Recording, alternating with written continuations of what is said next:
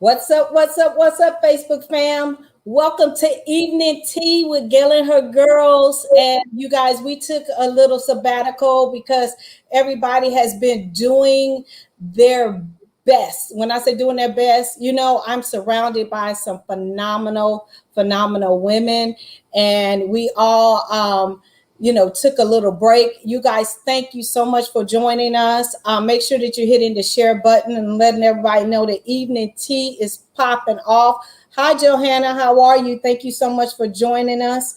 And as you guys know, last year I started Evening Tea because I wanted, to hang out with my girls. I miss them. We usually get together and do birthdays and celebrate anniversaries and you name it, all in between. And when COVID hit, we wasn't able to get together because of social distancing, and we all care about each other's health. And so Evening Tea has become something that, connects us. And even more now that some of the women have moved, and I'm going to talk about that. So again, you guys, thank you so much for joining us on Evening Tea. We have two more people that will be joining us. We'll have the amazing Lisa joining us once she gets done with her show, and Miss Kiki Ramsey, I'm just playing, will be hopping on here.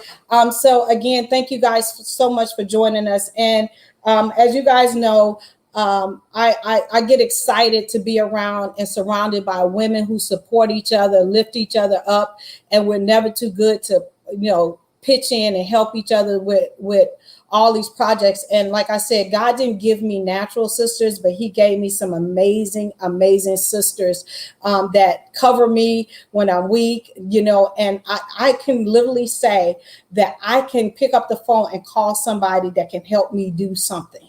And that is an amazing thing, because they always say that a lot of women can't work together. They say that we can't, humble ourselves and, serve one another. But I would just honestly say that's not the case with this group. We want to see every last one of us win. And when it's their time to shine, we make sure that each other shine. So I am grateful for that. And so tonight we want to go around and talk, ask everybody what they're drinking. So we'll start with Miss Deidre. Deidre, what you drinking? I am drinking some strawberry kiwi vitamin water. Strawberry kiwi vitamin water. That's hot. That's hot. Usually, and I'll go next. For me, usually I am drinking tea by the Tea Lovers Cafe. However, I had a CT scan today with contrast, so I have to drink 3 bottles of water, and I'm on my second one, so I might have to turn off my light because my body not used to getting that kind of water all in a short period of time. I'm just being honest. I love tea. But I have to drink some water. So I've been going to the bathroom like every 15 to 20 minutes. I know all you fitness people like Kim that's on here probably saying that's because your kidneys need it and right? But anyway, I'm going to be probably going to the bathroom. We add Miss Kiki Ramsey into the thing. So I'm drinking water today, water. But again, once I finish this water and flushing my system, I will be drinking Tea Lovers Cafe. And I'm going to put that into the chat, as well as Kiki going to put it in the chat on my other page once she get up and popping. All right, Mr. Wan, what you drinking? Well, I am drinking a cranberry bliss refresher from Tea Lovers Cafe. And when I tell you it's the best cold drink for the summer of 2021, yes, I love it. I love it. I love it. So yes, I'm having and that cranberry bliss tea, cold tea is amazing. We'll talk about it. We did a mastermind, and I didn't know. Well, I had made the Tea Lovers Cafe tea cold before. I just did not know that Mr. Juan sold it cold. So yes. Hi, Miss Lisa. How are you? All right. Sissy Kim, can you tell us what you're drinking, baby? I know you're on the road. Yes, I'm on the road. I'm drinking my Herbalife lemon tea. It burns calories, give me good energy. I love it. Girl, that's a jug. That ain't no drink. That's enough for everybody around here. I made sure I get my water in. So my goal is to get in a gallon a day. So. Girl, that's past a gallon. I'm serious. I'm on my second bottle, and I have been to the bathroom 3 times, and I'm just being honest. I don't know how y'all do it, but maybe it's just my kidneys not used to it. You don't get me, Kim, because I know you in the health and wellness. Don't get me. Anyway, hey Kiki Ramsler. Hey Kiki Hi. Ramsler. What you drinking tonight? My kids in the background, y'all know what it's like having young children around. Okay, so some wine.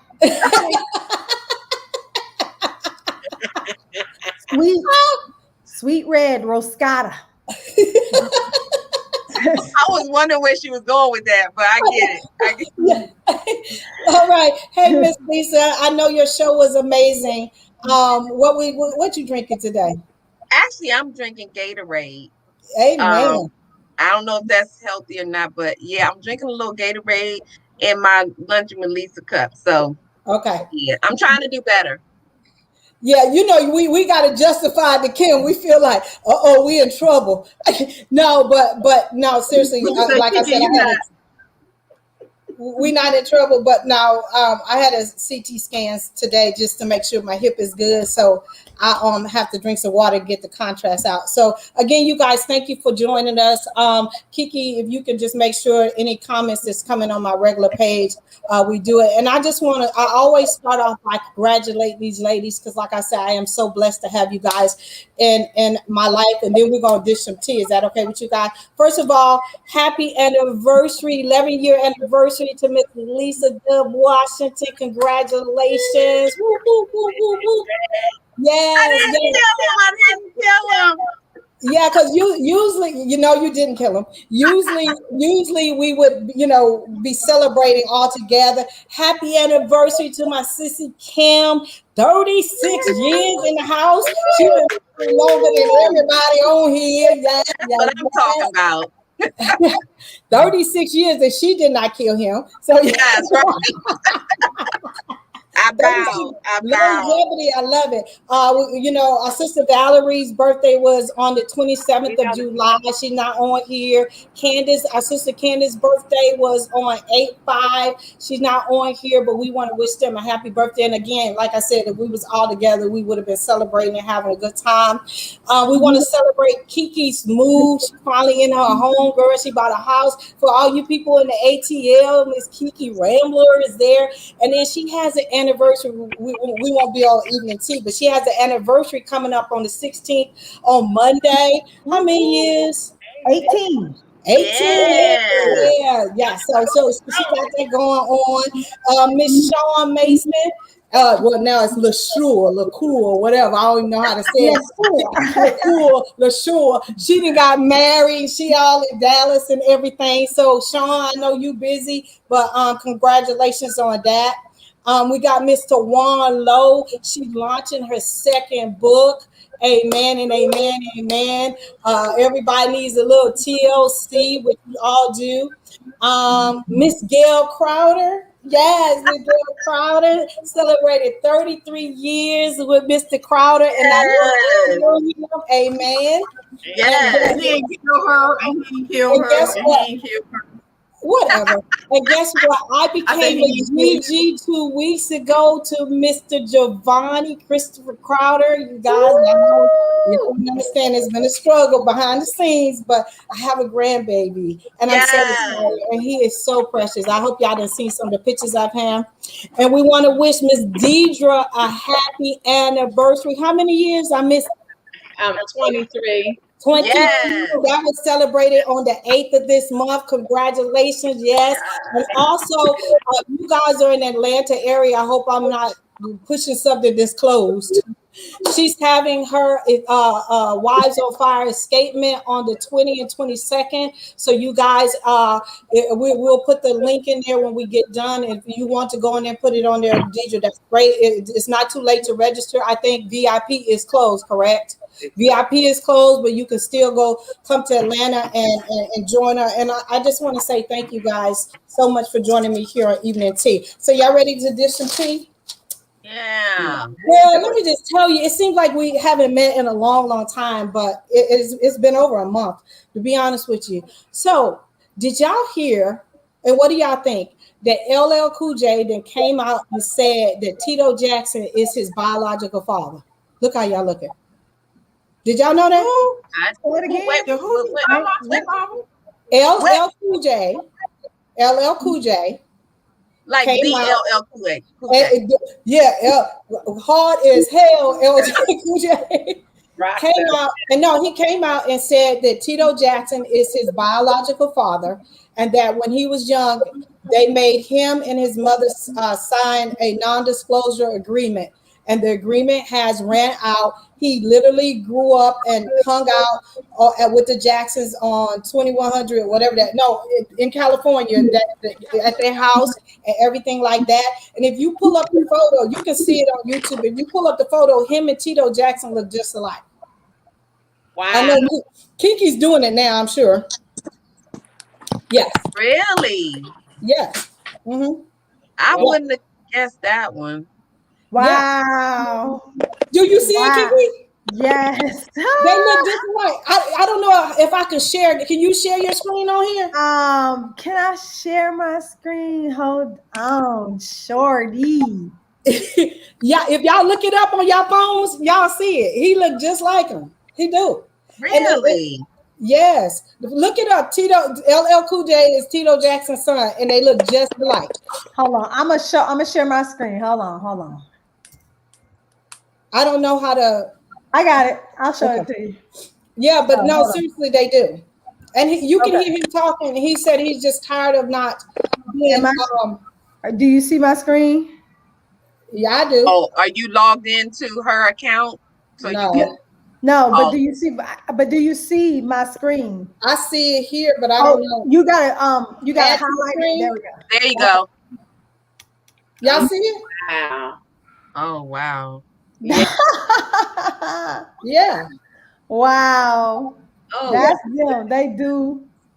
Wow. Yeah, but if you can go watch the video, he was just on there saying that he was really tired of not being, being able to say it, and finally he put it all on the line. But you can watch the video, but that is his biological father, and he grew up with another man, as as his father. Can I remove this now? Y'all see it?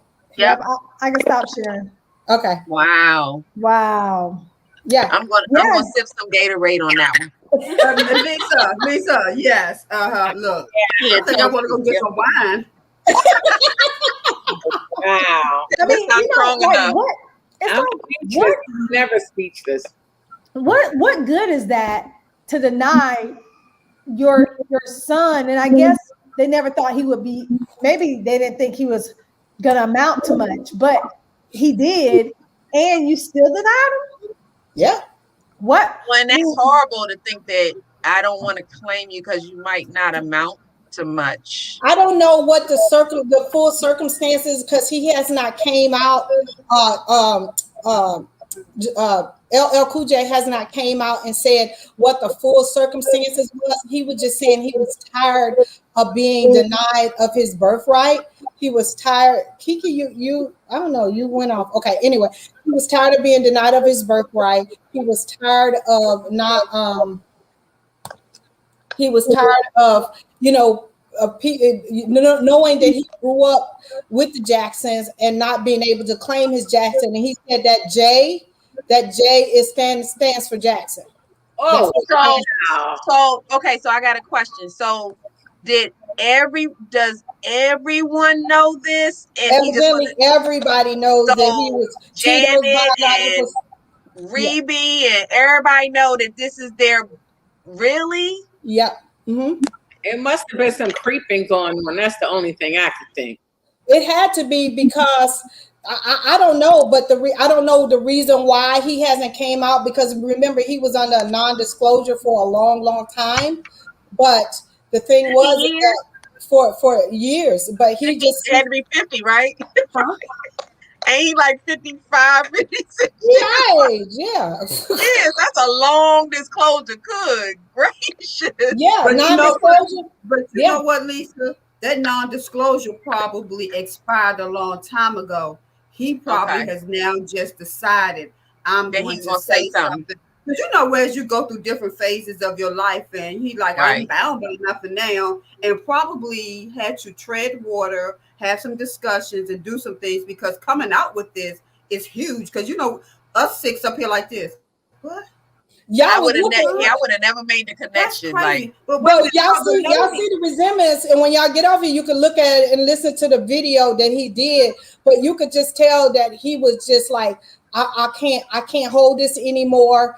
And I guess now he's successful. He's all that, so it ain't like he's trying to do that to get right, money or anything like that. But yeah, that when I seen that girl, my mouth just I was like, I'm that's still a real.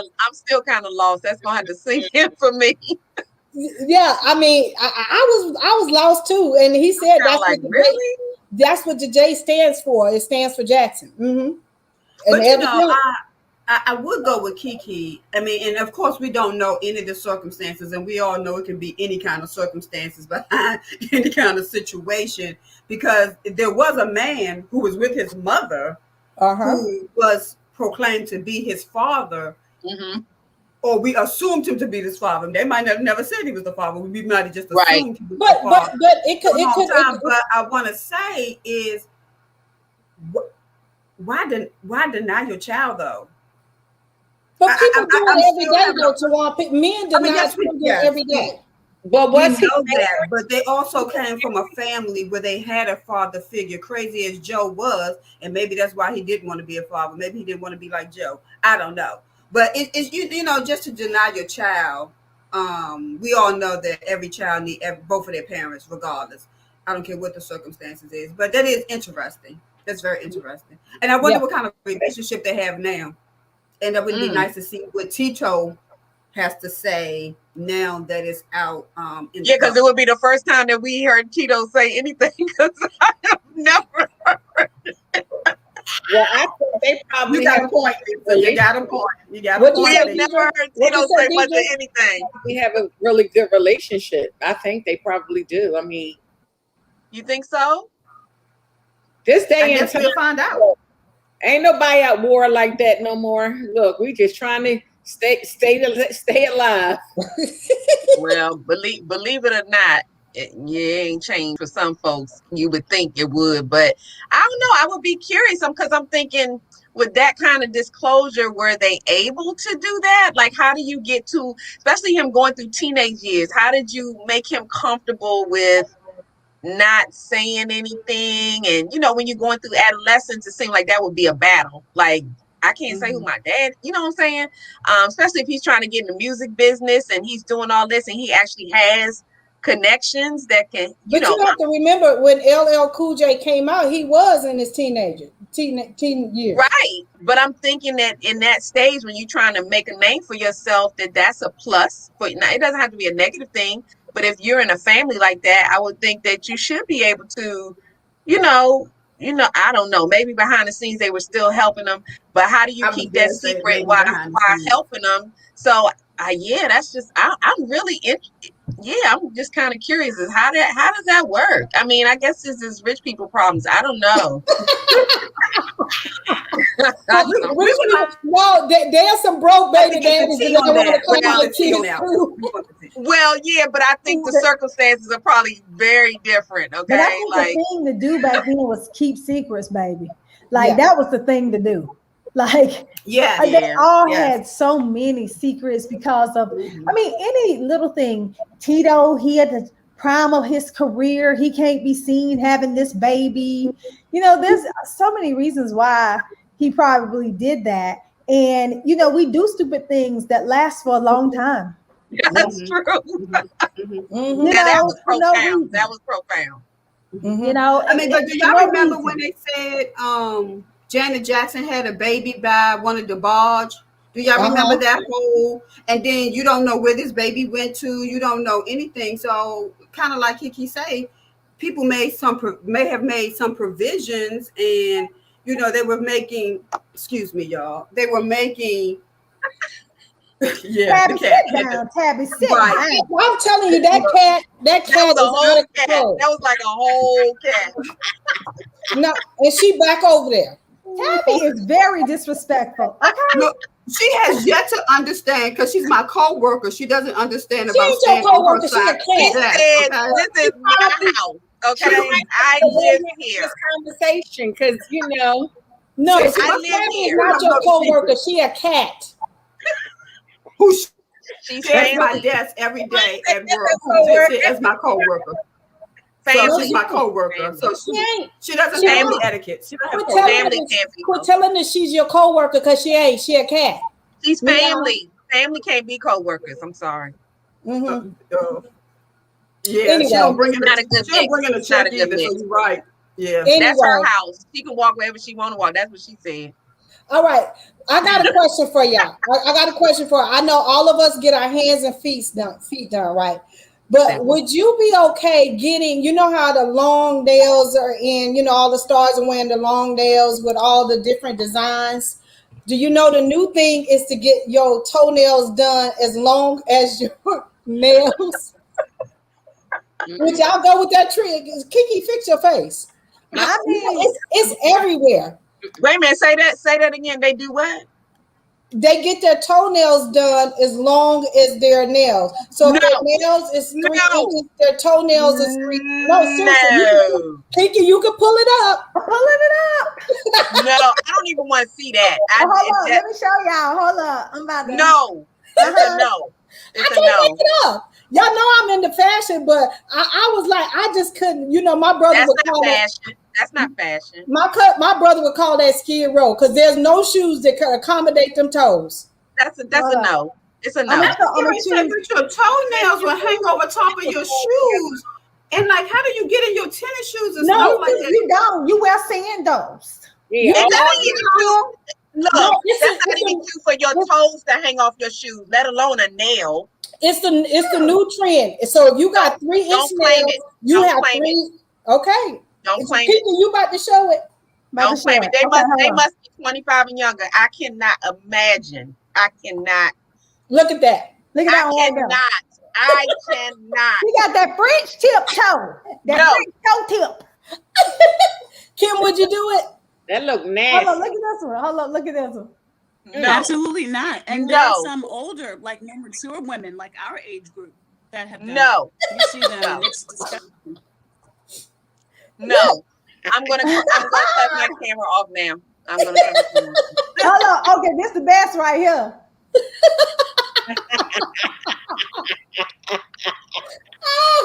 Yes, honey. Oh, Yes. here we That go. is so Right gross.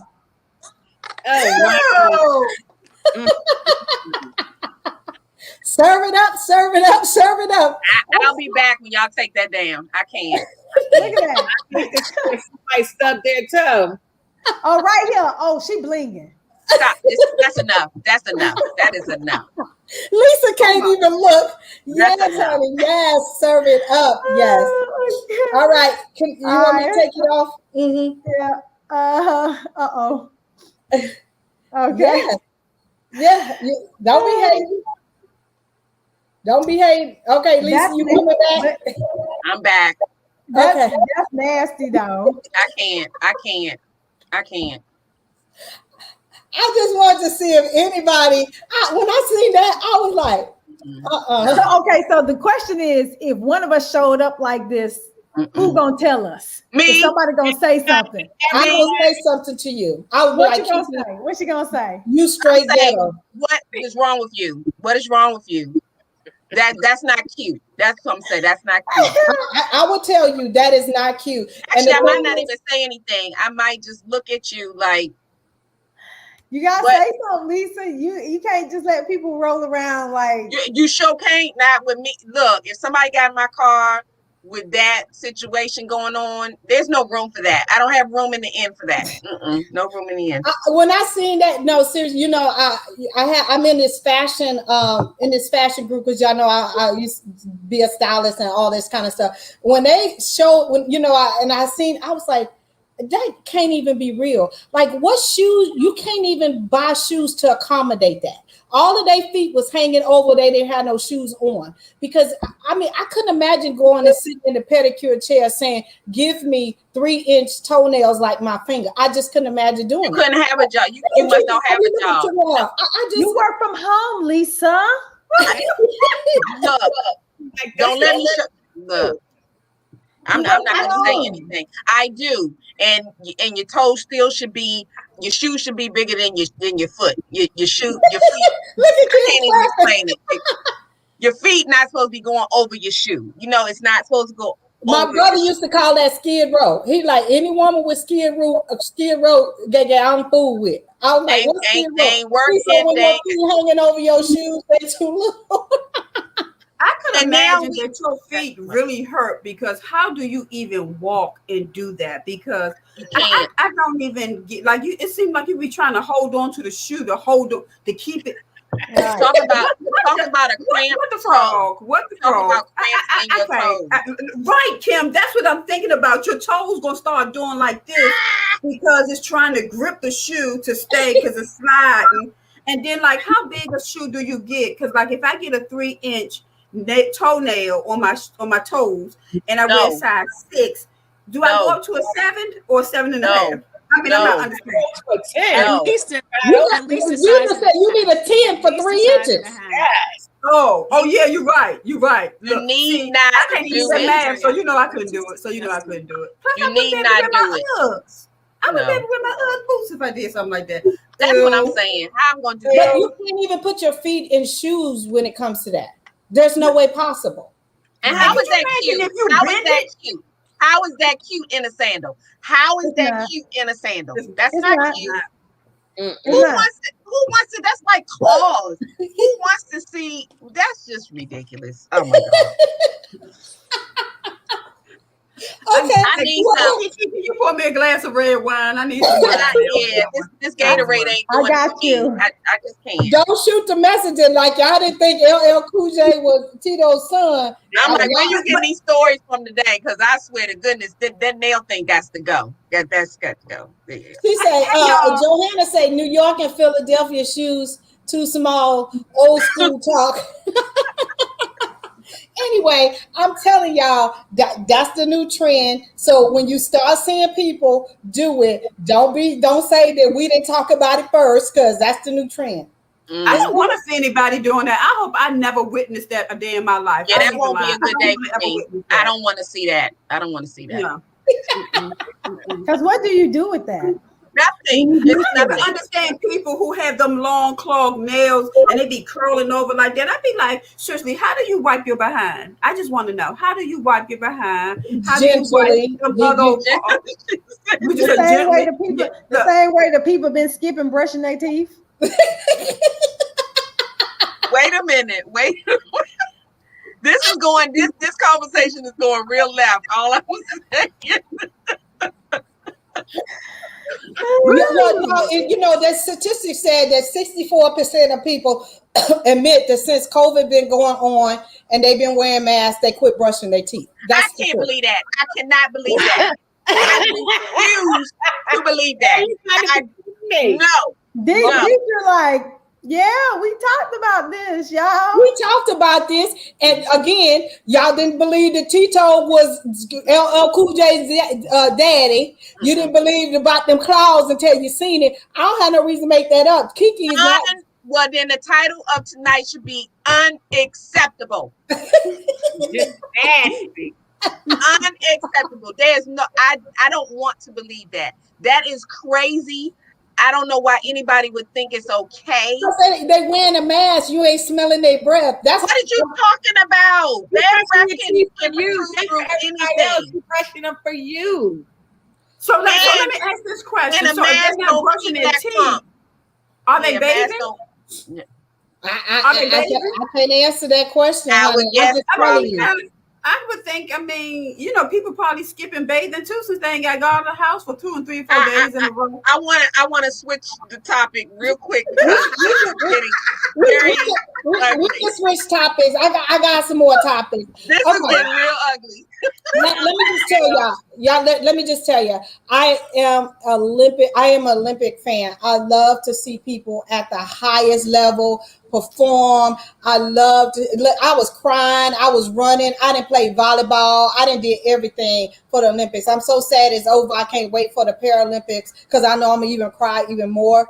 But before the Olympics even went on, I had a conversation with Gail. I had a conversation with a couple of other people, and I said the pressure that they had on Simone Biles was entirely too much.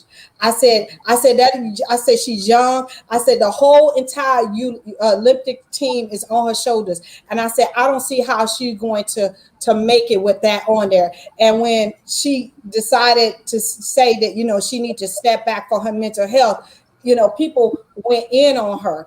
My thoughts are is that no one person should have to carry that, right? And I am so glad that people like Michael Phelps that had to carry that. And his thing was he wished he would have took a mental health break from all of that, because if you notice, right when he got back, he got the DWI, he started smoking marijuana, he started doing all that. He walked away and had to go to counseling for a couple of years because of the pressure that people put on them. And so my question is, a lot of people came from Simone saying that she didn't really have the twisties or whatever. And when you talk to people who are at those levels, everybody, even though I played at the collegiate level and I was really good at volleyball or whatever, you have bad days and you have days that you are just off. And the expectation is that every time you step on, you're supposed to be this person that the world is looking at. And she had all the goals for all the gymnasts on her shoulders. What do you guys think about how she was treated in that situation?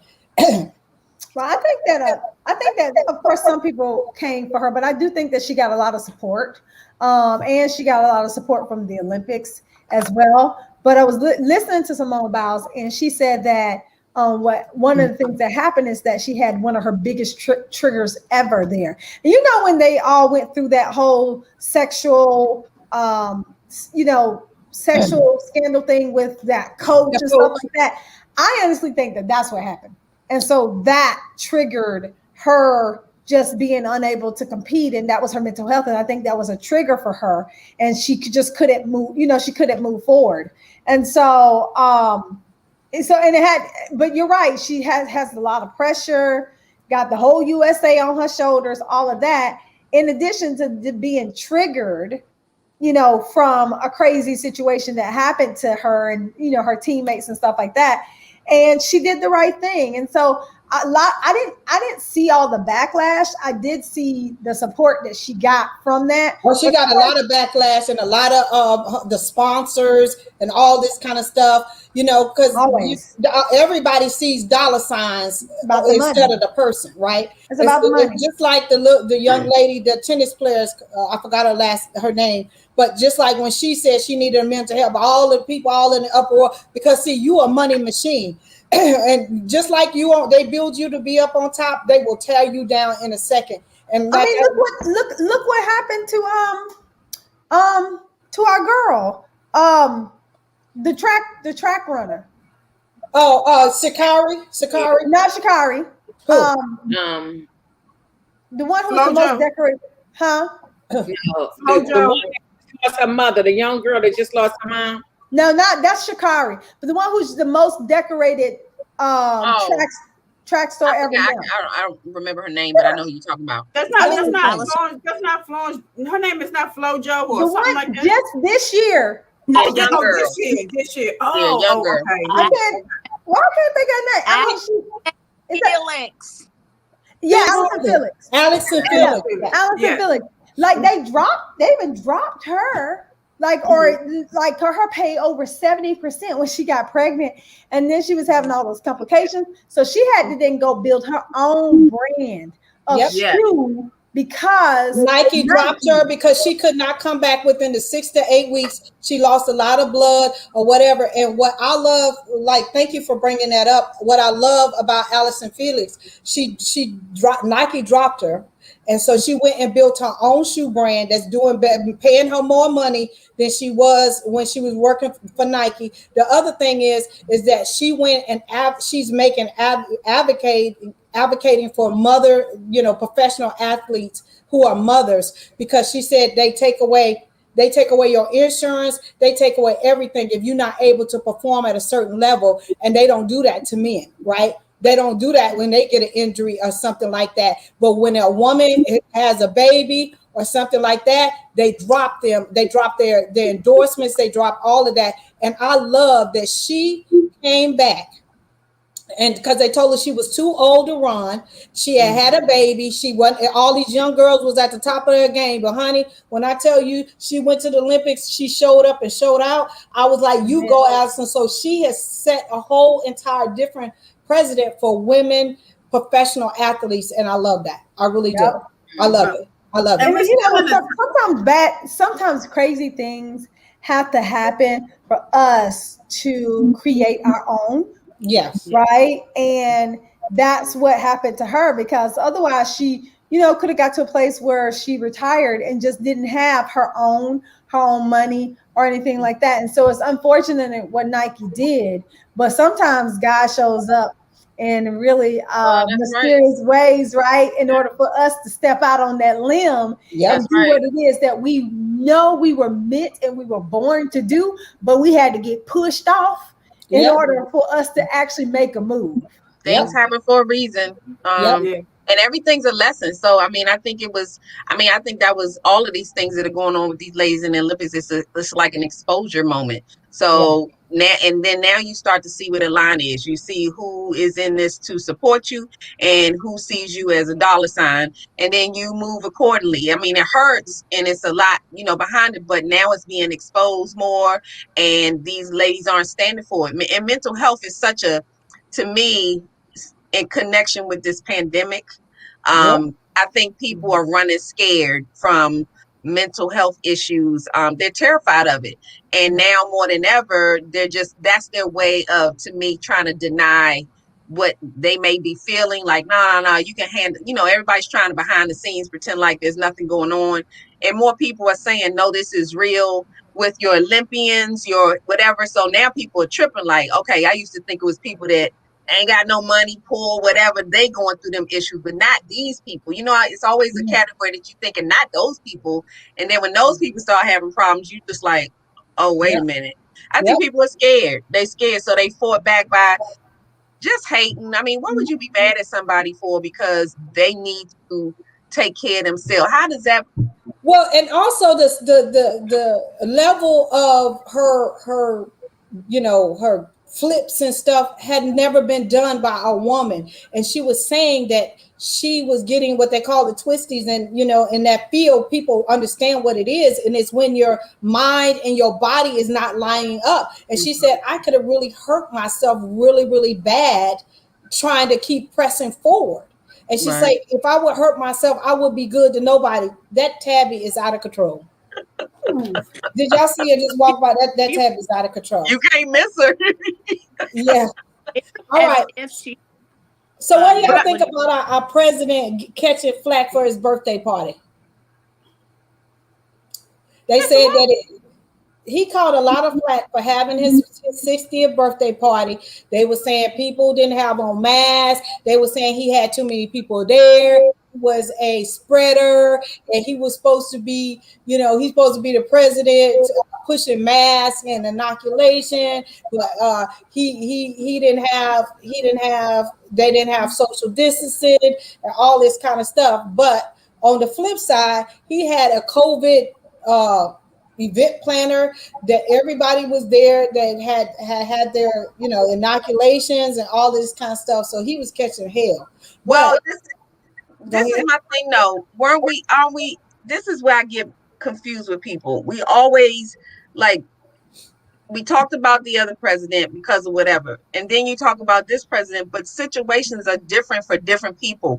But people want to still say, oh, well, because you said it for him, now I gotta say it for him. But I think the situation was totally different. As far as the circumstances, we were in a different place where they were telling people who were vaccinated that they didn't have to wear their mask, and that you could be in the space with other people who were vaccinated. Now, I wasn't following all those rules because I was tripping, because I'm like, we ain't ready. Yeah, I was still very limited. But for those people who got vaccinated, if they wanted to now party with their people that weren't vaccinated, I thought that's what people were allowed to do. It didn't mean you had to, but I thought you were allowed to. And if you had everybody take a COVID test and test negative and they had vaccinations, if you could guarantee all of that, I don't know. But see, they came for him real hard, but nobody's came for 2 weeks prior when our past man had his rally, and they ain't none of them believe in none of that stuff. And then nobody came for him when he keeps having his rallies and having all of these people, and nobody says nothing. But I did find it very funny that Mr. Lindsey Graham came out and said he was glad that he got his vaccination back in December because he got COVID and he's 66 and he knows that vaccination helped him not get the symptoms as bad. But see, before then, nobody knew that those people in the White House had got vaccinated. Yeah. They should look. They didn't come out and say that though. Most of the people that was telling them not to do it had already been vaccinated. And I'm like, why y'all ain't know that? Why them people are vaccinated telling you don't believe in the vaccination. Meanwhile, they over here sitting next to the nurse getting their vaccination. People got to stop following people and just using your own common sense to make your own decisions about what's good for you. So even when they said take off your mask because Lisa thinks for herself, I was like, no, I'm not taking it off. Yeah, we're not taking off masks. There's certain, I was very particular about when, and even when I did, I ain't gonna lie, I was paranoid like I don't know what. I'm thinking when I went home, I stressed for 2 weeks, just stressed, like, oh my goodness, that could have been a really I mean, and everybody could have been vaccinated, but I was still nervous. So everybody needs to think for themselves and stop following, because some of the people that's telling you what to do, they doing the very opposite of what they telling you not to do, because people don't care. People don't care. Yeah. They don't care. And here's another, I was talking to somebody about these vaccines. I said, look, we tend to follow them, but think about it. Some of these people, maybe it's money or whatever, they're not going to nail shops. They're not going to get their hair done. They have people who live in their homes who do these things to them. So while they opening the doors and telling you to go on out there and have yourself a good time, they ain't going out there. They not out there with you. They saying, go ahead, kill yourself. I mean, come on, y'all. They at home watching TV saying, ooh, look what happened. Like for me, I'm very selective about who I hang around and where I go. And the thing was, even when they said if you are fully inoculated, you have a choice not to wear a mask. At the Crowder home, where Mr. Crowder works in the medical field every single day, and he sees the devastation of what is happening, he told us we're not taking off our masks. He said, and you're going to probably be wearing a mask till 2023, 2024. And that's what I told y'all. I believe it. Pandemic probably last at least 3 years, and it's not just going to go away. So that's what we thought. But it's crazy just to stop and think that these politicians telling everybody not to do something that they're doing, and then people following. There was a guy that was in the hospital. He had a 20% chance of living. His son, 6-year-old son, was outside watching him. He said, because we're a conservative family, so we didn't get the vaccine. Now he wants the vaccine. It doesn't make sense. You got to follow your own mind. Yeah. Well, see, for us, Gil was, we prayed about it, and Gil was like, we're getting it. We wasn't the first ones out the block, but we were getting it. My son, I have a son that was like, why would I need to do this or whatever? Gil, like, as long as you living at this house, that's what's gonna go on. So I look, and y'all, I don't know if y'all have ever heard, my husband does not like needles. Okay. Mm. I mean, our insurance company be calling us saying, Mr. Washington, we need to see you because you keep leaving us when we tell you to go down to the lab, you missing the lab. So that's how bad he don't do needles. But when this happened, I think he was kind of reluctant at first. I was more so like, I don't see any other way we're gonna get through this. So I guess we just gotta do this. But he was tapping on the door saying, hey, I made an appointment for us. I was like, oh, he must not be playing because he do not do needles. But he was the first to sit in the chair. Now he didn't want to look, but he sat in that chair. And then I will confess, I put the pressure on my son because I was like, you gonna be living up in here? Yeah, I'm about to get on your nerves because I'm not understanding the logic behind the response you're giving me. So, and I just felt like on a responsibility tip, those who might have felt like I don't want to get it, they have that right. But when you're living in a home with someone or elderly or whatever, and they have to get it, then to me, whatever your feeling is kind of goes out the window, and then you have a responsibility, either that or move or whatever. And I understand if you ain't got no place to go, but guess what that means? That means that you need to get a vaccination, whatever. But I think people are just so selfish. Everybody is treating this like it's about me, and really it's about us. Yeah, it is, and it is really sad. But again, like you say, everybody has a choice. One last thing I want to talk about before we get off of here is, me, I'm the only woman. Well, now in my house because my nieces are in Detroit, and me, Gil, Justin, and myself had a conversation about these women that are coming out of the woodwork. Like, y'all know Mario Cuomo just resigned, as a governor of New York because of all of these allegations with these women who are saying that, he assaulted them, slept with them, and, all this kind of stuff. And this is the second time, of course, Bill Cosby went through that as well. Gil, the thing is that, why would a woman wait all of this time to come out now? Like, why they didn't come out when he first, start running or something like that? And for me as a woman, I began to question, why do we wait? Why are women like this coming out of the woodwork for Mario Cuomo, just like they did with Bill Cosby, like 20 and 30 years later? And I understand, I'm a woman. I understand, sexual harassment in the workplace, or men in power with positions. I understand that, but do you think it's fair for a woman to come out 20 and 30 years later saying this stuff, and now that it's like years later? I could see one or two, but 20 and 10 and all, don't y'all think? Maybe it's just me. I mean, and I'm a woman or whatever, but I just think it's not fair to the guy. I just don't. So transparency. And I'm not making excuses for nobody, but being someone who was touched at, I think, 11, I didn't say anything until I was 40 some years old. Okay. And that was because and I'll tell you, in one of the co-author books I did, I talked about it, but it was because, well, first of all, I was 11. I knew enough to know that it wasn't my fault. I also knew enough to know my mother don't play, so I didn't want her to hurt nobody and go to jail. But I understand you as a child. But what I'm saying, these are grown career women. But let me finish, because I was 40 something, which means I grew up, got a job, had kids or whatever, and still didn't say anything.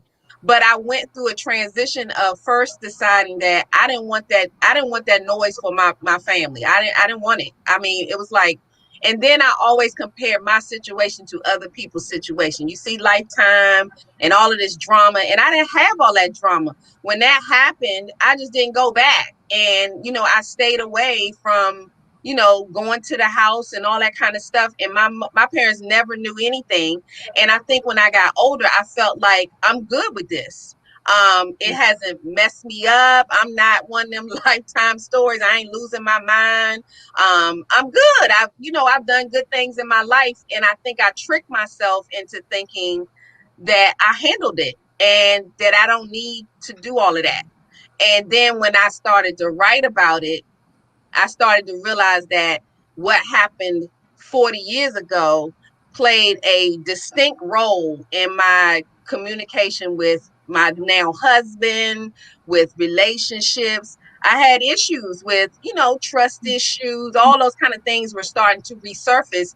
And I didn't put it together that it was because of that until that trigger moment. I had sat in conferences with women talking about being molested and things, and I didn't even call it that. I thought it was something different. Like, I didn't go through all that stuff, so it wasn't really. I even struggle now with saying that's what it was, because I always envisioned molestation being something more. So More I sexual. minimize mine. And I think, and not to give excuses, this is just my situation, but people ask me, why did you not say anything? But those were the reasons why. And I do understand why. It just depends on how you make sense of it in your own mind. I think a lot of women think it happened. Maybe I shouldn't have been or done what I did or whatever to make that be my situation. But then you think you got it under control.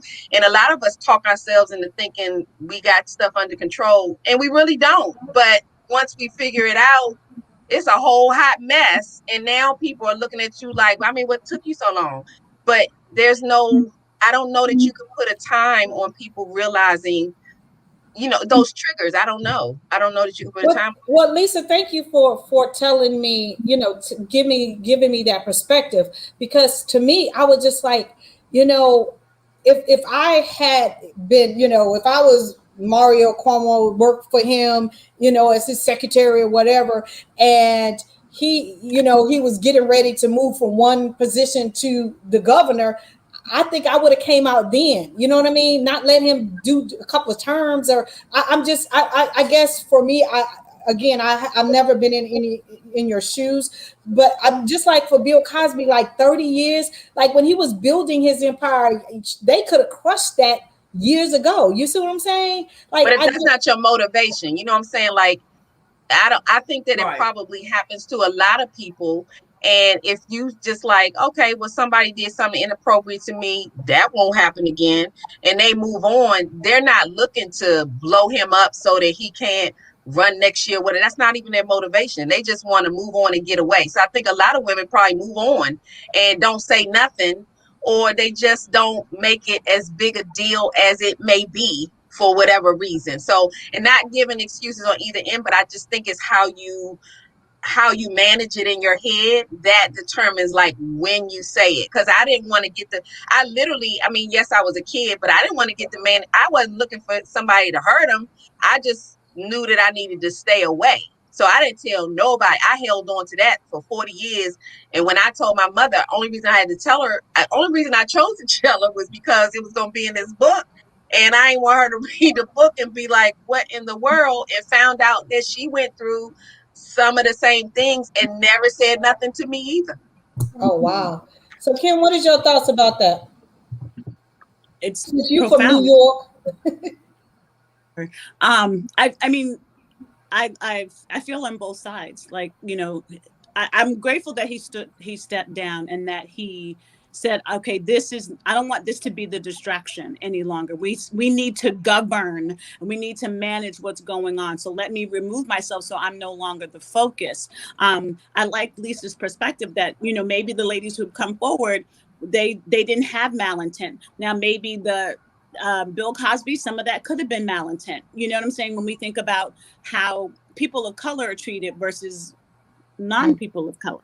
You know what I'm saying? So there are so many disparities in that space. But Lisa, thank you, because I've never even seen it from that perspective. And I'm being honest for you. I was like, why are these women coming out like years? And I never looked at it like you said, because now that when you in your 40 years later, you see how your life had been maneuvered and how you manipulated a lot of situations because that didn't happen. I just never looked at it like that. That's why I said thank you, because I was not thinking that way. I was just thinking like, why now? Like, I would, if Bill Cosby had did something to me and I was one of his interns, I'd be like, oh, you think you finna get the Huxtables? Oh no, I'm gonna tell it. You know what I'm saying? That's how I would have been, not revengeful in a sense, but just to let the people know he ain't no America's father. You know what I mean? Like, why wait till he become half a billionaire I think we also have to realize that, okay, yes, women have power and we have voice, but Bill, all these people, they are powerful. Like, you got to realize, like, in the prime of his life, Bill Cosby was Bill Cosby. Yeah, you know what I'm saying? He was America's favorite dad.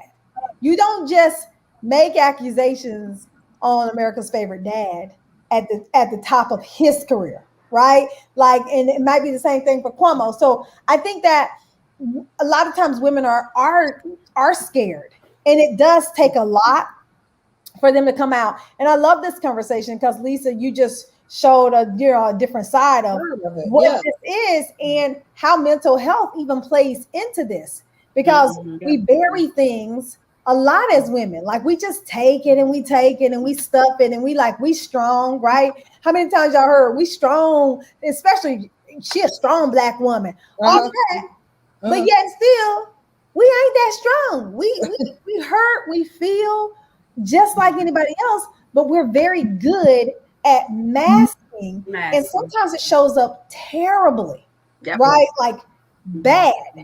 And we do crazy things and not even know where it came from, right? Like, not. And so this is a great example of having the dialogue. And I just think that we as women don't have enough dialogue like this to show that we can be vulnerable enough to hold this stuff in and wake up one day 40-some years old and like, oh crap.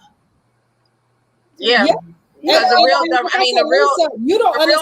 is that I didn't tell because I thought I had control of my situation. I mean, that's why I didn't tell. Even at 11, I thought, okay, I'm smart enough to know it's not my fault. I'm smart enough to know my mother will kill this man. And I didn't want that noise. And I figured, okay, I know better. I'm not going back.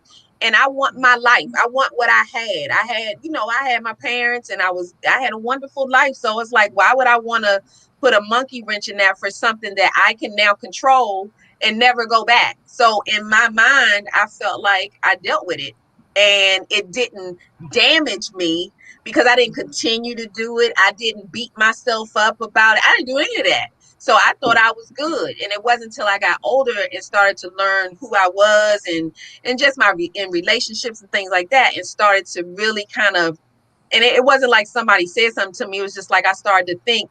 I'm always wanting to say something when we were in conferences and talking about that, but I never put myself in the seat. But I related to people who didn't say anything. And I always used to hear people saying, why didn't you say anything? And I never said anything until when I did this. And then I was like, okay, now I can explain why but I had to be ready to deal with that question. And to what Kiki said, I think sometimes if you're not ready for the noise or the drama that it brings, that's another reason why people won't say anything, because you got to be ready or it will destroy you. And if you don't want that to happen, you will probably walk away from it and, just take it as a lesson. I think there are a whole lot of women that take situations like that as a lesson and moved on.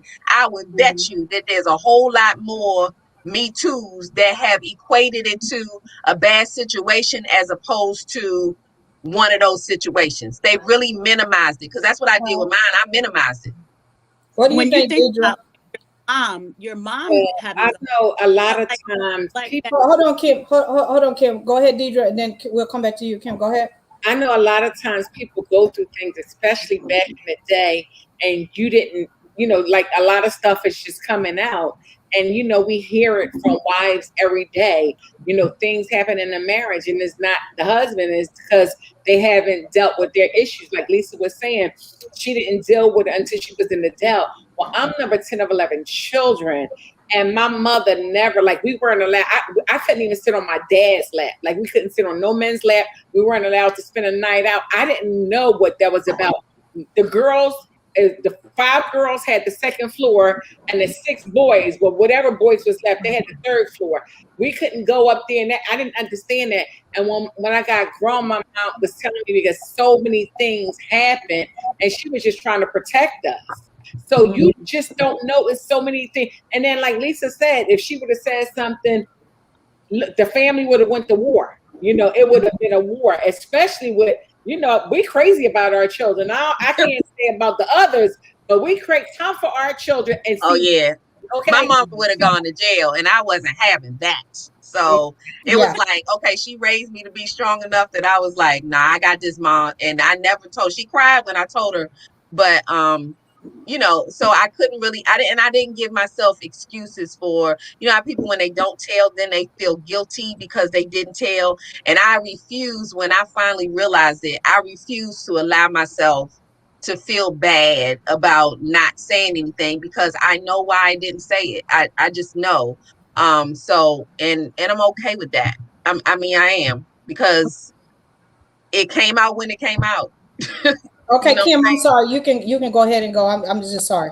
Go ahead. Like, just to even think that Lisa's mom went through something similar. We as women don't share this. Like, when we think about BSB, when we go back to that and talk about like sex and, all those things, we sometimes are not free in our hearts and our minds and our bodies to be able to express, here's the things you should know. Here are the things that you should be able to, quote unquote, say to your husband, what pleases you, what doesn't please you. And even goes even deeper to like being sexually molested. Sometimes we just put it under the rug, like Kiki said, just to survive, because we don't want to deal with, like Lisa said, the noise. And you think about like how media like now vilifies the women. Like, you have to be, it can't be his fault. You have to be the one that's at fault on this. And that's sometimes when you think about, that's what also keeps people women from telling their stories, because they get destroyed. Like, you have to prove that you were molested versus like, don't you believe that this has happened? Then promiscuity happens and all this other stuff. So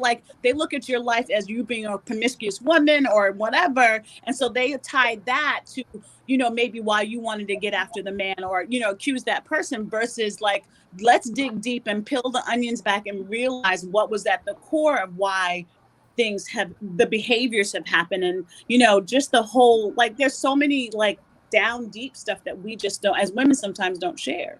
It becomes your scarlet letter, and you don't want that. Thank you for bringing that up. As far as, you're right, that a lot of times the women are vilified, and they are saying, well, you shouldn't have been in his hotel room, or you shouldn't have, whatever, that some of the women that was dealing with, Bill Cosby was saying, well, I went in there because I was his assistant, and then this happened. And then of course his thing is it was consensual, and she's like, no, it wasn't. But then I felt because I was his assistant and I needed my job, all of these kind of things or whatever. But again, Lisa, I want to thank you for uncovering that. Tawan, you have anything you want to say? Because you've been quiet.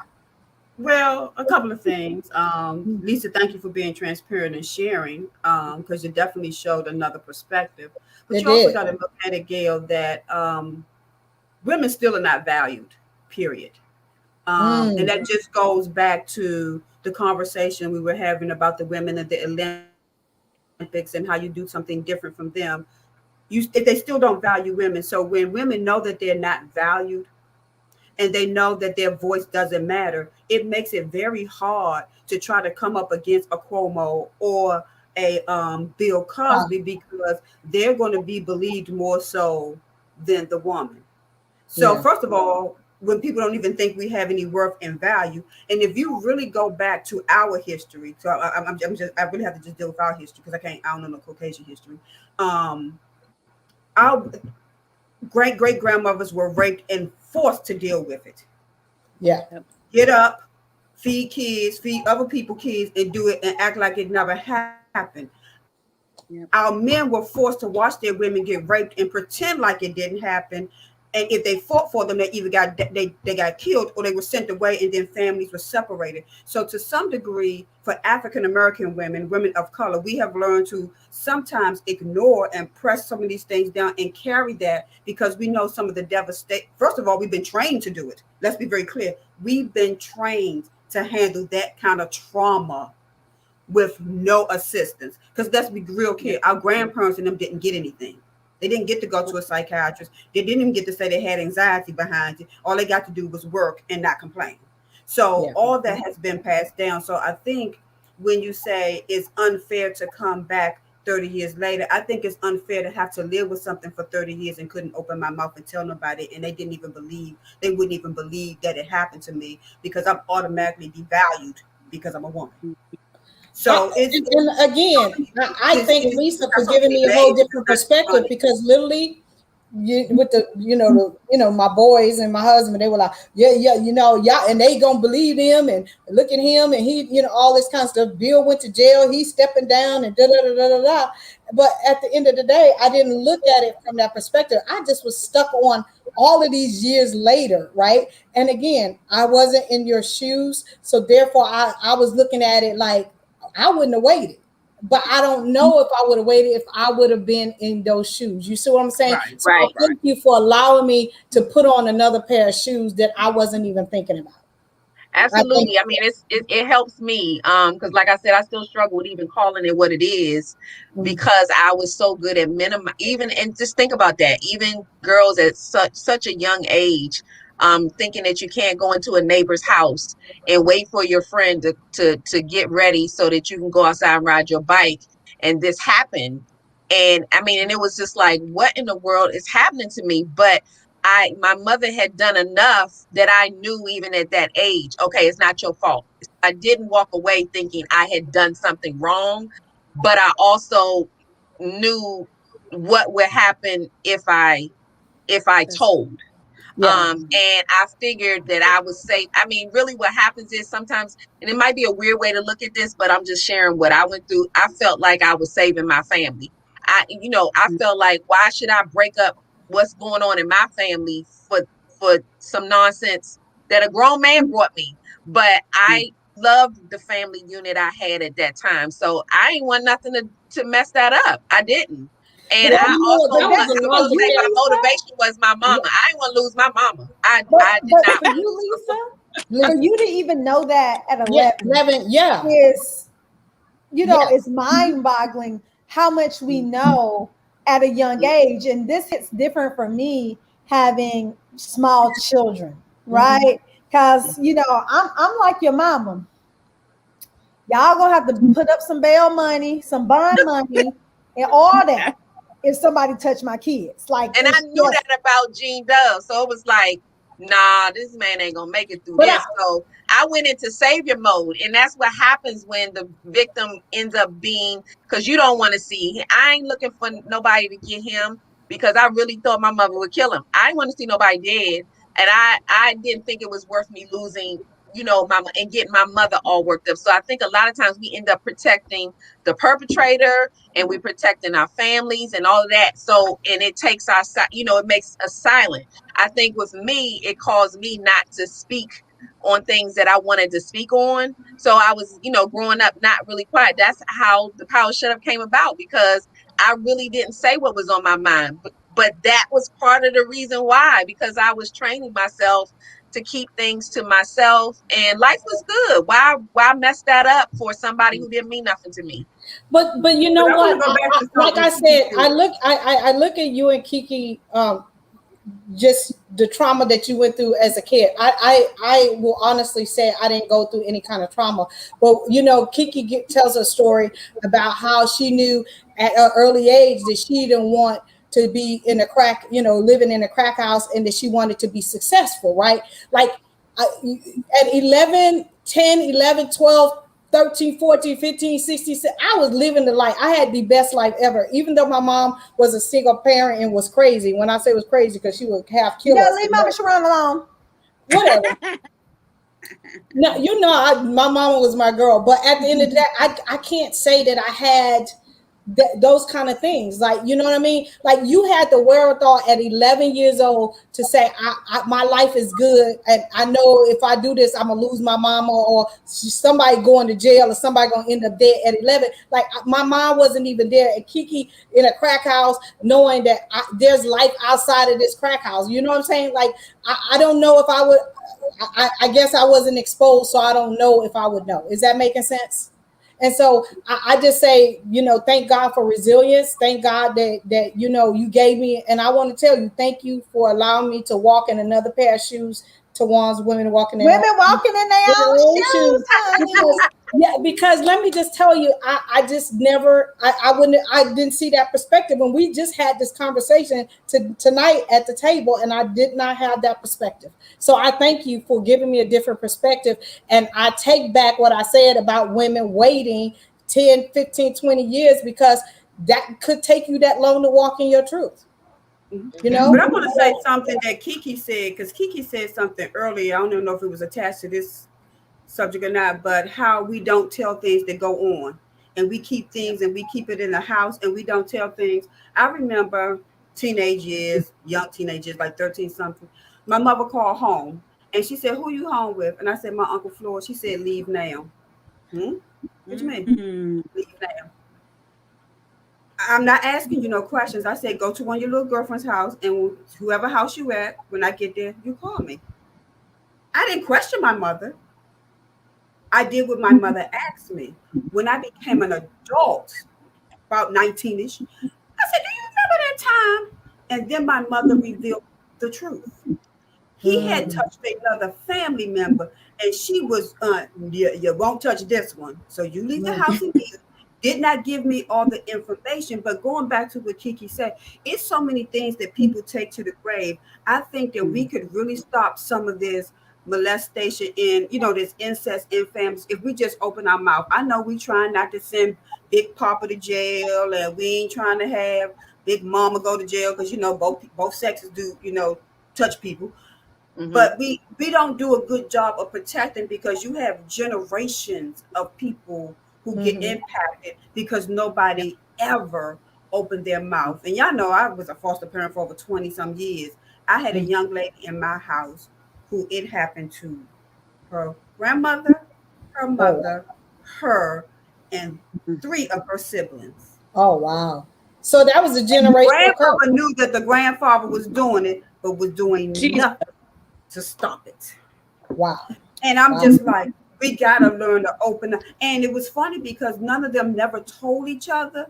The 2 sisters happened to be, when they got separated and they started having conversations, and they started talking about what granddaddy would do. And then come to find out that's why their mama was using drugs, because she was still trying to deal with what daddy did to her. But grandmama didn't say nothing about what her husband was doing to them, because her daddy had done it to her. Wow. When they wind up having that whole conversation. So some of that, so Gail, when you say why some people don't even open their mouth. Like I said, I mean, I came into this conversation very just all these years, but now, like I said, Lisa gave me a whole new perspective, and that's, I mean, all I can say is I was enlightened to something that I didn't even think about, to be honest with you. I just was focusing on 10, 20, 30, 40 years ago. Come on now. You know what I'm saying? Like, didn't the statute of limitations run out? All of those things. That's what my mind was thinking, not thinking, like I said, thank you, Lisa, for opening and broadening my horizons and the way I was thinking, right? And Tawan, thank you for telling that story, because it is a generational curse, and a lot of times people hold on to it, and we lack for the, we perish for the lack of knowledge. So again, thank you guys so much for joining me tonight on Evening. Can I share one more thing? I was hoping before y'all get off, because I know it's late, but did you all hear the story real quick? Because I just found it out, so I was interested, that this man who bought, I think the house must have been $350,000 home for $16. Okay, so real quick, I need to buy that house. Where he and when I say buy, I mean that in a relative term. So apparently, and I might not have all the details with it, but there was some story out there about a home that went into foreclosure, and the people who lived in the house abandoned the home. So because it went into foreclosure, and then they just left. They took all their stuff and they just left the home. The guy maybe knew some background on law, that kind of thing, had some kind of document drawn up.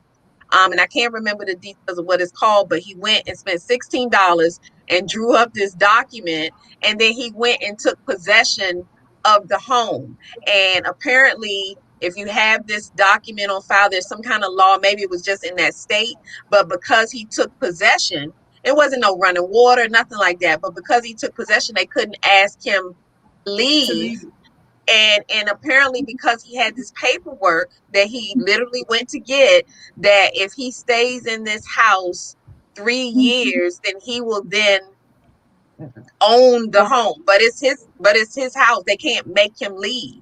And if he decides to stay, so the neighbors, of course, now the story I was seeing is this a black guy? But the neighbors are not, and so they were interviewing the neighbors that were hot, okay, and they felt like, okay, well, because he beat them at their own game, like and he everybody finally else. figured out how to do it. That's what. They had him on a news show because they probably do it all the time. He said, "I'm not leaving. This is something it's a process, but a lot of people don't know and they don't do it." So I was just like, "Wow, like who knows to do that?" Teach me that class. I'll sign up. That's probably how a lot of them own 6 and 7 and 20 homes, because they know about that process, and he just beat them at their own game. And let me just make a correction. Thank you, Deidre, for texting me. It's not Mario Cuomo, it's Andrew Cuomo. What's his name? Andrew Cuomo. Andrew. Because I've been calling the man Mario. Y'all, thank you, Deidre. I just looked at my text message. I said, that's his middle name? Shut up. Just shut up. You're just ignorant. See, look, you done got Mario in trouble. Mario's like, what did I'm sorry, Mario. Ain't you the she know his middle name? Dang.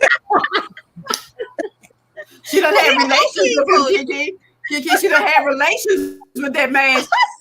She knows his middle name. She knows his name. Thank you, Deidre. See, Deidre text me. You just ignorant. Y'all don't listen to Kiki. No, nobody said that, but Deidre, thank you, Deidre. You all right with me. I'm calling the good man Mario. Lakeisha said, what document was that, Lisa?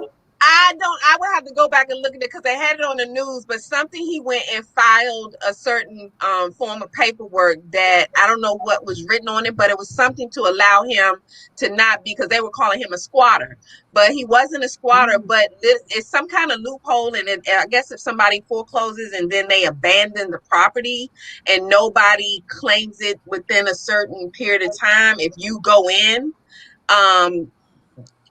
they can't legally ask you to leave. And he knew to have this paperwork on him. So when the neighbors called and told the police to come remove him, the police had to tell the neighbors, we can't remove him because he has this whatever that allows him to stay in here. And if he lives in his house for 3 years, he will own it.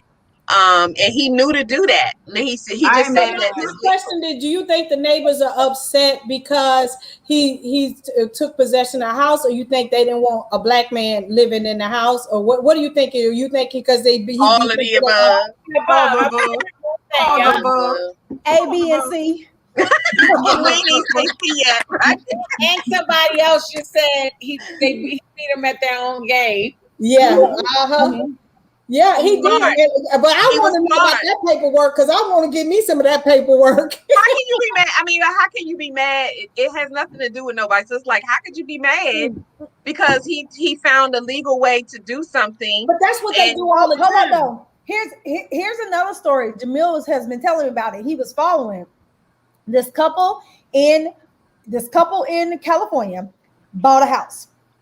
Now they bought a house from the people who are living there. The people hadn't moved out yet, but that happens. Sometimes you buy a house and then they're gonna move out. Well, that person never moved out, and the pandemic hit with the stay order, so they have never been able to get this man out of their house because they could not evict him because of the pandemic stay, and they're paying on a house that he's living in, that they own, and they've never been able to move in their house, and it's been going on for 2 years now. Yeah. Oh my! I read that, Kiki. I've been watching You that. read that? I've been paying attention to that. Yes, See, it is terrible because they have done But things it's on your credit. You're going to foreclosure on your credit if they can't charge him rent.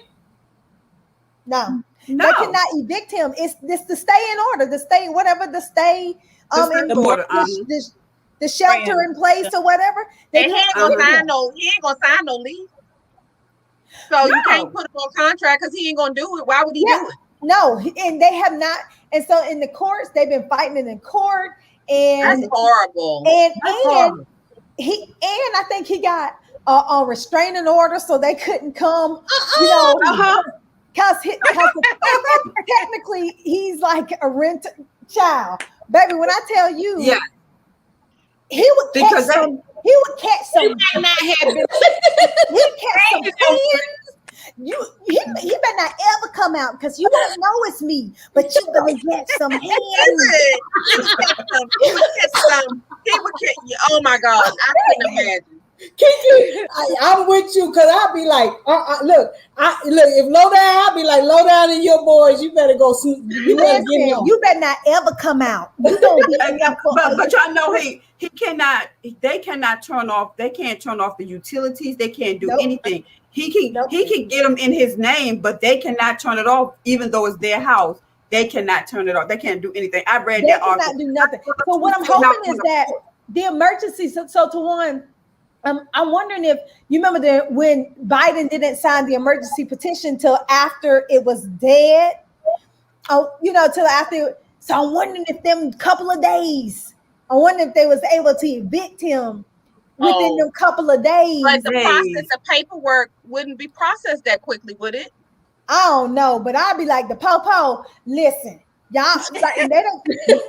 I would have somebody on speed dial, like homie Popo. You listen. The stay done expired. I need you here at 12:01 to get this out of my house.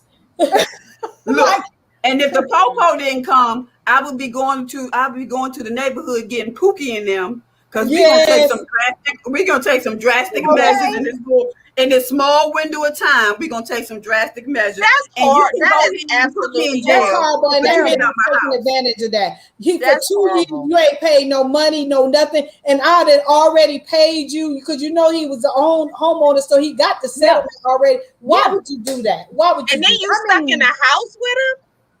No, they ain't in the house. They are not in the house. They have not been able to occupy their home because he has not left. They bought the house, closed on the house. That is never moved out, and so they never got to move in. And they paying the mortgage, Lisa. They paying the mortgage. They paying everything. Well, and it's a nice house too. It's a very nice house. It might have to go on my credit. It might have to go on my credit. I don't know.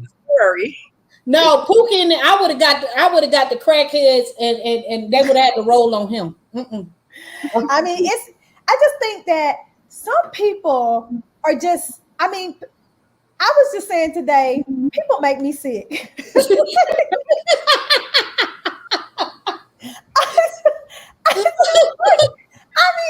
Some people are just terrible. Like the people who broke into my car, broke into my husband's car, broke into 15 other cars at the hotel when we first got to Atlanta. My sister just got a new car, y'all. She done had this old. I hope she don't get mad. This old Honda that's been getting her around. You know how they say drive it till the wheels fall off. So the wheels was about falling off, and so she decided that she's gonna get her a new car. Got her a nice car, and come out of work, somebody done towed it up. No, left. I'm like, people, what? I just don't understand why people just gotta be so terrible. Yeah, just terrible. Oh, you saw the car in the sinkhole the other day too, right? I saw the car in the sinkhole that was like 2 weeks old, but they put the cones up over there in Upper Marlboro off of Osborne Road, and they wasn't supposed to be parked there. And this morning, there's pictures posted on Facebook. The car was down under in the water, and it was a huge sinkhole in the car where it looked like something out of a museum. And the car, they had to actually crane the car out. And I know that the owner's gonna have to pay for that because the cones were saying do not park here. It was a brand new Cadillac or something. And then what if you saw the picture, I would be like, oh my gosh. But it was in Upper Marlboro that the car was parked. It was in the sinkhole, way down, mud, the windows was open, everything. No, see, but see, I can't believe that happened to April Carr. And when Kiki told me they broke into their cars, I was like, just like, welcome to Atlanta. Right. My car was just now in the shop because COVID has put everything behind. So I haven't had a broken window on a Mercedes driving around. I know people like, oh, she can't even afford to get her window fixed. She got a Mercedes, but she got a broke up window. Forget them people. They know but she can't afford the car. That's what they used to say. Right. Forget them people. They was parked about 5 cars down, so they don't need to be judging you. So stop it, because you cleaning glass out of your seat too. So cut it out. No, she driving around. I used to see people with luxury cars. If their car was sounding raggedy or they was all beat up, I was like, they can afford the payment. They ain't got no good insurance. Look at that car. looking crazy. I'm like, because my neighbor, he needed a jump because for his truck, and he's like, I'm so embarrassed. I said, do you see me driving around with a plastic on my Mercedes? Like who is embarrassed? Stuff happens. Whatever. Life happens. Wait a minute, but did y'all see Sylvia Trey Moore's live? No. Did you see it, Lisa? Yes. Her car caught on fire. Yep. And her car caught on fire on BW. Everything went out. Yep. And her brakes went out and everything. And if you see the pictures, because she has the pictures on Instagram, and she might have it on Facebook. When I tell you, God is real, ain't he? God got a purpose for your life, because if you see the car, because I was watching the live and I didn't finish watching the whole live. I just stopped and sent her a text, and I was like, I'm praying for you there. And then when I looked and saw the pictures, I was like, she walked away from that? Oh my God. I'm telling you, he's real. And I'm telling you, when I had my car accident, people think I'm crazy, but I should have been up in that, over in that ditch. And my car ended up at the top of the hill. It was a guy all in black. I'm telling you, they said they don't know how I got out the car because they totaled my car because they said the doors couldn't open. They said my seatbelt was still fastened. They said I didn't have my seatbelt on. And luckily I took a selfie and said, this is how I do business with my seatbelt on, because my seatbelt was still done when they towed the car. And the people asked me, ma'am, I need for you to tell me the truth. Did you have your seatbelt? I said, yes. And nobody seen that man in black but me. And I know that was an angel that came and got me out of there, because when I got out the car, I was glistening with glass with no cuts on me. So I think I know that angels is real, and I know that they showed up at Sylvia's thing too. For you to say that car and all that look like that, I'm telling you, angels is real and God is real, and He is a savior, and He will dispatch angels at your thing, because I'm telling you, if y'all said that the car caught on fire and she walked away, I'm looking at it now. Wow. When you see it, it's like,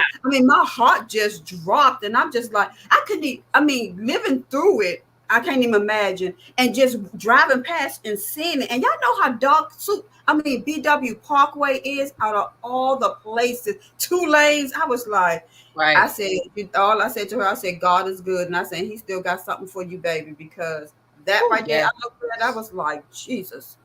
It was horrible. That's why we gotta, you gotta just be your best, do your best. And you know what? We can't get caught up in a whole lot of foolishness, because life is really too short. And it's a whole lot of people. It's really short.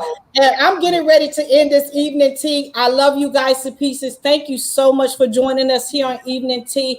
And we will see you guys next month.